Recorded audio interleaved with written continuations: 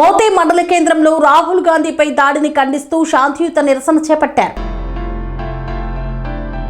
మోతే మండల కేంద్రంలోని AICC TPCC పిలుపు మేరకు లోక్సభ ప్రతిపక్ష నాయకులు కాంగ్రెస్ పార్టీ అగ్రనేత రాహుల్ గాంధీని అక్రమంగా అరెస్టు చేసి గాయపరిచిన మోదీ పాపిస్టి పాలనకు వ్యతిరేకంగా మోతే మండల యూత్ కాంగ్రెస్ అధ్యక్షుడు వెలుగు వీరన్న ఆధ్వర్యంలో మండల కేంద్రంలో రాజీవ్ గాంధీ విగ్రహం వద్ద శాంతియుత నిరసన నిర్వహించారు. నరేంద్ర మోదీ దిష్టిబొమ్మ దగ్ధం చేశారు. ఈ సందర్భంగా కిసాన్ సెల్ రాష్ట్ర కోఆర్డినేటర్ ముదిరెడ్డి మధుసూదన్ రెడ్డి, జిల్లా కాంగ్రెస్ ఉపాధ్యక్షులు రాజు సతీష్ బాబు, మాజీ జెడ్పీటీసీ పందిళ్ల పల్లి పుల్లారావు తదితరులు మాట్లాడుతూ 25 లక్షల మంది విద్యార్థులతో చెలగాటమాడుతూ అనేక మంది మరణానికి కారణమైన నీట్ ప్రశ్నపత్రాల లీకేజ్ బాధ్యులపై చర్యలు తీసుకోవాలని, కేంద్ర విద్యాశాఖ మంత్రి ధర్మేంద్ర ప్రధాన్ రాజీనామా చేయాలని, విద్యార్థుల భవిష్యత్తుతో ఆటలు వద్దని కేంద్ర ప్రభుత్వాన్ని హెచ్చరించారు. ప్రజాస్వామ్య హక్కులను అణిచివేయడం సరికాదని, 2029లో రాహుల్ గాంధీ నాయకత్వాన్ని బలపరుస్తామని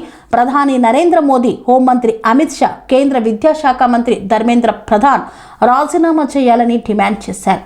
ఈ కార్యక్రమంలో సర్పంచ్ దోసపాటి అనురాధ అంచి, కాంగ్రెస్ నాయకులు బొడ్డు నర్సయ్య, దోసపాటి చిరంజీవి తదితరులు పాల్గొన్నారు. నిన్న ఢిల్లీలో రాహుల్ గాంధీ మీద జరిగినటువంటి మన బీజేపీ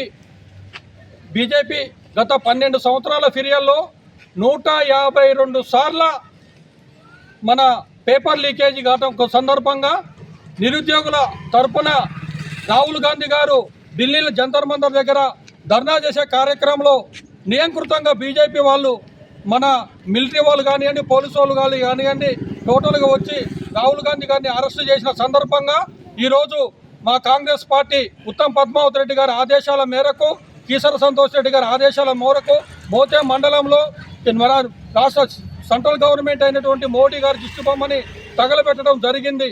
ఎందుకనంటే నీట్ ఎగ్జామ్ బీజేపీ ప్రభుత్వం సెంటర్లో ఏర్పాటై 12 సంవత్సరాలు అయినప్పటికీ 152 సార్లు నీటి పేపర్ అనేది లీక్ అయింది. ఒక ప్రభుత్వం ఇంత లీక్ అయిన తర్వాత కనీసం 50-60 మంది విద్యార్థులు ఎగ్జామ్ రాసేటోళ్ళు వాళ్ళ ఆస్తులు మొత్తం అమ్ముకొని, వాళ్ళ బంగారం అమ్ముకొని ఒక ఎగ్జామ్ పేపర్కి ప్రిపేర్ కావాలంటే గతంలో ఉన్నటువంటి 10-15 సంవత్సరాలు మొత్తం కూడా వాళ్ళ జీవితం మొత్తం కూడా చదువు మీద పెట్టాలి. ఆ చదువుకు మీద అయినటువంటి ఖర్చులకు వాళ్ళకి ఇంటికంటే ఆస్తులు గీస్తులు అన్నీ అమ్ముకొని తీరా ఎగ్జామ్ పేపర్ లీకేజ్ అయిపోయిన తర్వాత ఆ మాటని తట్టుకోలేక విద్యార్థులు కనీసం ఒక 60-70 మంది విద్యార్థులు చనిపోవడం జరిగింది.